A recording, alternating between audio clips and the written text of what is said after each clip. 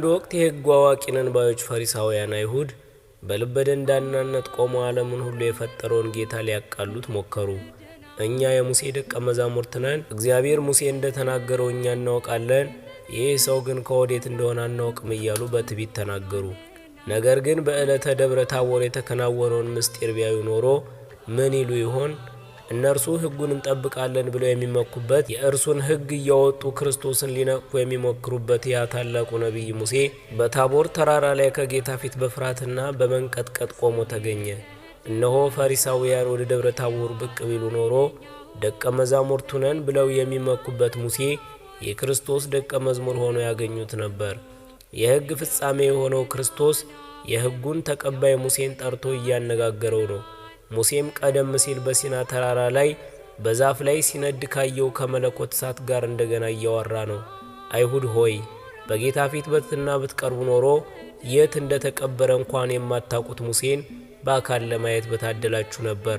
የሙሴን መጻሕፍት በቃላችሁ የምታውቁ ሕግ አዋቂዎች ሆይ እናንተ በመንደራችሁ ቁጭ ብላችሁ ክርስቶስ ለሦስቱ ዓሣ አጥማጆች ሙሴን እያሳያቸው ነው፣ ኤልያስ ይመጣል እያላችሁ የምትደሰኩሩ ጸሐፎች ሆይ የክርስቶስ ደቀ መዛሙርት ብትሆኑ ኖሮ ኤልያስን በታቦር ተራራ ላይ ባያችሁት ነበር።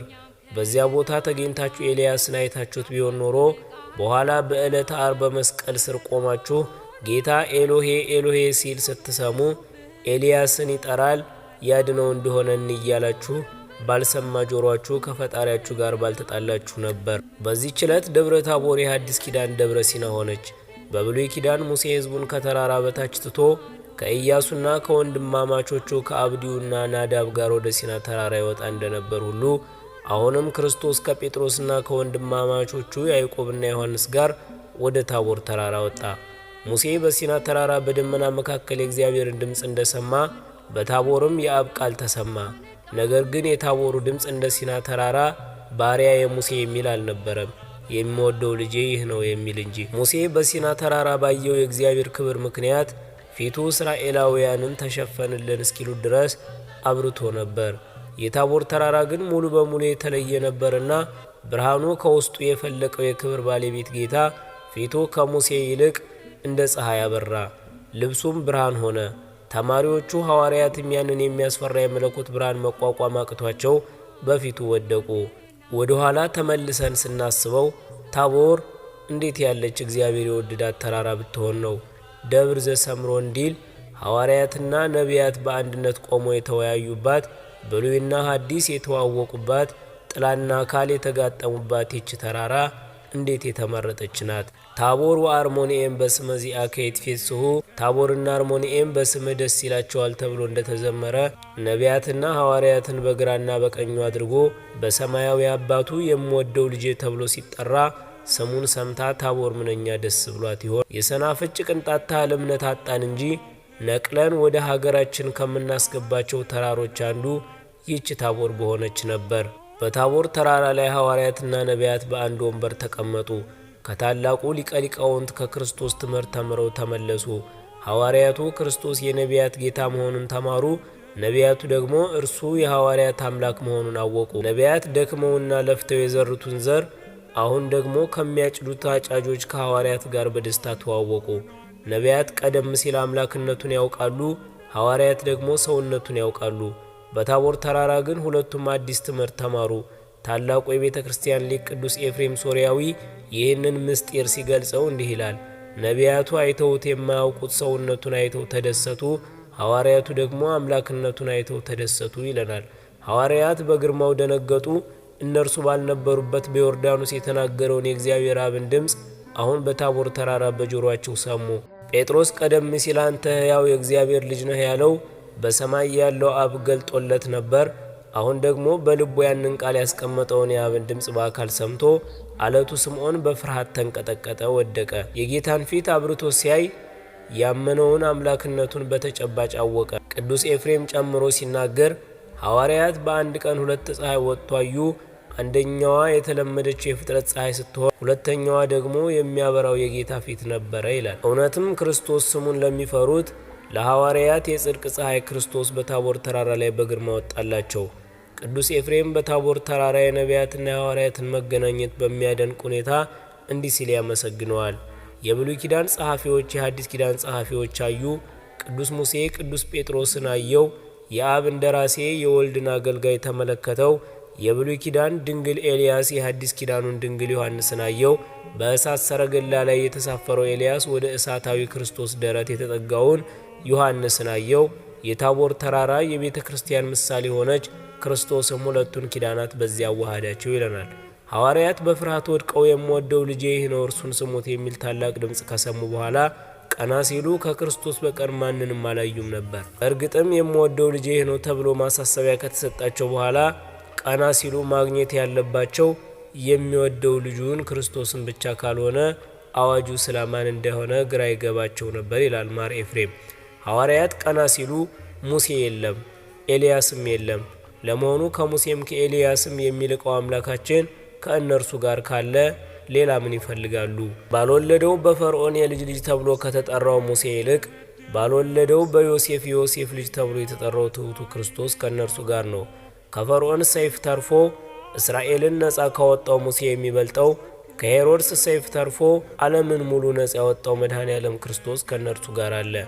እናቱ ሞግዚት ሆና ካሳደገችው ከሙሴ በላይ እናት ገረድ ማርያም ደስ ብሏት ያሳደገችው ክርስቶስ አይሻላቸውምን?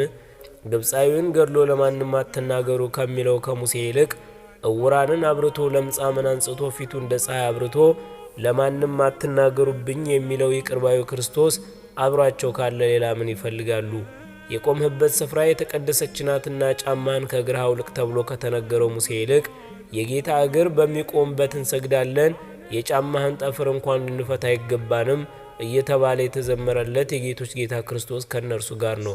ስለዚህ ለሶስቱ ደቀ መዛሙርት የሙሴ መሄድ ምንም አላስደነቃቸውም። ኤልያስንም ስላላዩ አልተከዙም። በእሳት ሰረገላ ከሄደው ኤልያስ በላይ ልብሱን እሳት ቀሚሱ እሳት የሆነው እውነተኛው አምላክ ከእነርሱ ጋር ነውና። ኤልያስ ለደቀ መዝሙሩ ወደ ሰማይ ሲሄድ መጎናጸፊያውን ብቻ ትቶለት ሄዶ ነበር። የሐዋርያት መምህር ክርስቶስ ግን ወደ ሰማይ ሲያርግ ልብሱን አልወረወረላቸውም። ቅዱስ ዮሐንስ አፈወርቅ እንደተናገረው እርሱ ሲያርግ ለደቀ መዛሙርቱ የተወላቸው ውድ ልብሱን ሳይሆን ሕይወት የሚሰጠውን ቅዱስ ሥጋውንና ክቡር ደም ነው ይለናል። እግዚአብሔር አምላክ ፍጥረቱን በቸርነቱ ጎብኝቶ የሰውን ድካም ወደ ክብር ከፍ ለማድረግ በታሪክ ሂደት ውስጥ መለኮታዊ ራእዩን ገልጧል። ከእነዚህም ታላላቅ መገለጦች መካከል የጌታችን አምላካችን መድኃኒታችን ኢየሱስ ክርስቶስ በዓለ ደብረ ታቦር ዋነኛው የከበረው ነው። ሊቁ አባ ጽጌ ድንግል እንዳስገነዘቡት በላዕሌኪ ወበዮርዳኖስ ወበታቦር 60 ጊዜያተ ጽጌኪ ድንግል ተአምሪው ከሰተ እንዳለ ባንቺ በእመቤታችን በጽንስ ወቅት በዮርዳኖስ በወንዝና በደብረ ታቦር ተራራ ልጅሽ ብርሃነ መለኮቱን 3 ጊዜ ገለጠ እንዳለ ሊቁ። የምስጢረ መለኮት መገለጫ ከሆኑት 3 ታላላቅ ምዕራፎች ውስጥ የደብረ ታቦር በዓል የክርስቶስን አምላክነት በግልጽ ያንጸባረቀበት የግርማና የብርሃን ዕለት ነው። ይህች ዕለት የፍጥረት ሁሉ ዓይን ማረፊያ፣ የድካም ማብቂያና የድል አድራጊነት ምሳሌ ናት። ቡሄ ማለት ገላጣ ጠጉር የሌለው ራስ ማለት ነው። በሀገራችን ትውፊት ይህ በዓል ከመድረሱ አስቀድሞ ሕፃናቱ ጅራፍ ሲገምዱና ሲያጮሁ ይሰነብታሉ። እናቶችም ለዚህ በዓል የሚሆን ዳቦ ለመጋገር ስንዴያቸውን ሲያጥቡና ሲፈትጉ ይሰነብታሉ። የሰፈር ሕፃናትም ከበዓሉ ዋዜማ ጀምረው በየቤቱ እየዘሩ ቡሄ ቡሄ እያሉ ይጫወታሉ። በዚህ ጊዜ እናቶች ካዘጋጁት ሙልሙል ዳቦ እያነሱ ይሰጧቸዋል። ሕፃናቱም ሙልሙል ዳቦቸውን እየበሉ በደስታ ሲጋረፉ ይውላሉ። ይህ ባህል ግን እንዲሁ ተራ ጨዋታ አይደለም፣ ጥልቅ መንፈሳዊ ምስጢር አለው እንጂ። የጅራፉ ጩኸት ቅዱሳን ሐዋርያት ጴጥሮስ፣ ያዕቆብና ዮሐንስ በደብረ ታቦር ከላይ በሰሙት የአብ ድምፅ መደንገጣቸውን መፍራታቸውንና መውደቃቸውን ያሳስበናል። በየሰፈሩ የሚበራው ችቦ ደግሞ በደብረ ታቦር ተራራ ላይ ለዓለም የታየው ታላቁ መለኮታዊ ብርሃን ምሳሌ ነው። የሙልሙል ዳቦ ፍቅር ለአበው ለዘመድ አዝማድና የቤተሰቡ በልጆች ልክ ሙልሙል ዳቦ ይሰጣል። የክርስትና አባቶች እናቶችም ለልጆቻቸው በፍቅር ያመጡላቸዋል። ይህም በክርስቶስ ፍቅር የተሳሰረውን የቤተ ክርስቲያን ኅብረት ያሳየናል። ይህ ቅዱስ ተራራ በሐዋርያው ቅዱስ ጴጥሮስ ቅዱስ ተራራ ተብሏል። ወንጌላውያኑ ማቴዎስ፣ ማርቆስ እና ሉቃስ ደግሞ ረጅም ተራራ ብለውታል። በቅዱስ ማቴዎስ ወንጌል ምዕራፍ 17 ላይ እንደምናገኘው ከ6 ቀንም በኋላ ኢየሱስ ጴጥሮስና ያዕቆብን ወንድሙንም ዮሐንስን ይዞ ወደ ረጅሙ ተራራ ብቻቸውን አወጣቸው። በፊታቸውም ተለወጠ፣ ፊቱም እንደ ፀሐይ በራ፣ ልብሱም እንደ ብርሃን ነጭ ሆነ ይለናል። በቅዱስ ማርቆስ ወንጌል ደግሞ ልብሱም አንጸባረቀ፣ አጣቢም በምድር ላይ እንደዚያ ሊያነጣው እስከማይችል በጣም ነጭ ሆነ፣ ኤልያስና ሙሴም ታዩአቸው፣ ከኢየሱስ ጋር የሚነጋገሩ ነበር ይላል። በቅዱስ ሉቃስ ወንጌል ምዕራፍ 9 ላይ ደግሞ ሲጸልይም የፊቱ መልክ ተለወጠ፣ ልብሱም ተብለጭልጮ ነጭ ሆነ፣ እነሆም ሁለት ሰዎች እነርሱም ሙሴና ኤልያስ ከእርሱ ጋር ይነጋገሩ ነበር፣ በክብር ታይተው በኢየሩሳሌም ሊፈጽም ስላለው ስለ መውጣቱ ይናገሩ ነበር ይላል። በዚህ ቅዱስ ተራራ ሙሴና ኤልያስ ለምን ተገለጡ ብለን ስንረዳ ጌታችን በፊልጶስ ቂሳርያ ሰዎች የሰውን ልጅ ማን ይሉታል ብሎ ጠይቆ ነበርና ጴጥሮስ አንተ ሕያው የእግዚአብሔር ልጅ ነህ ብሎ የመሰከረውን ምስክርነት ከነቢያት አንደበት ይረዱ ዘንድ ሙሴና ኤልያስ መጡ። ሙሴ የኦሪትና የሙታን ወኪል ሆኖ መጣ። ክርስቶስ የሙታን አምላክ ሙታንን የሚያስነሳ መሆኑን ሊመሰክር ሲሆን፣ ኤልያስ ደግሞ የነቢያትና የሕያዋን ወኪል ሆኖ መጣ። ክርስቶስ የሕያዋን አምላክ መሆኑን ሊያረጋግጥልን ነው። ይህ ረጅም ተራራ በቤተ ክርስቲያናችን ታላቅ ምሳሌነት ያለው ሲሆን በመጀመሪያ የወንጌል ምሳሌ ተደርጎ ይወሰዳል። ተራራ ሲወጡት ያስቸግራል፣ ከወጡት በኋላ ግን ከታች ያለውን ሁሉ ሲያሳይ ደስ ይላል። ወንጌልም ሲማሯት ታስቸግራለች፣ ከተማሯት በኋላ ግን ጽድቅና ኃጢአትን ለይታ ስታሳውቅ ደስ ታሰኛለች። ሁለተኛው የተራራ ምሳሌ የመንግሥተ ሰማያት ምሳሌ ሲሆን ተራራን በብዙ ጻይር እንዲወጡት መንግሥተ ሰማያትንም በብዙ መከራ ያገኟታልና። ሌላኛው የተራራ ምሳሌ ቤተ ክርስቲያናችን ስትሆን ተራራ መሰረቱ ከመሬት አናቱ ከሰማይ እንደሆነ ሁሉ የቤተ ክርስቲያናችን መሰረቷ በምድር ሲሆን ራሷ ግን ክርስቶስ ስለሆነ ነው። በአብነት ትምህርት ቤቶቻችንም ደብረ ታቦር የተማሪዎችና የአስተማሪዎች ታላቅ በዓል ነው። ደቀ መዛሙርቱ ቀደም ብለው እህሉን፣ ጌሾውን፣ ብቅሉን ይለምኑና ምእመናንም ይሰጧቸውና በዕለቱም ጠላውን ጠምቀው ቆሎውን ቆልተው ዳቦውን ጋግረው ከቅዳሴ በኋላ ምእመናንን ይጋብዛሉ። የቆሎ ተማሪዎች ፍቅርና በረከት በዚያ ይገለጣል።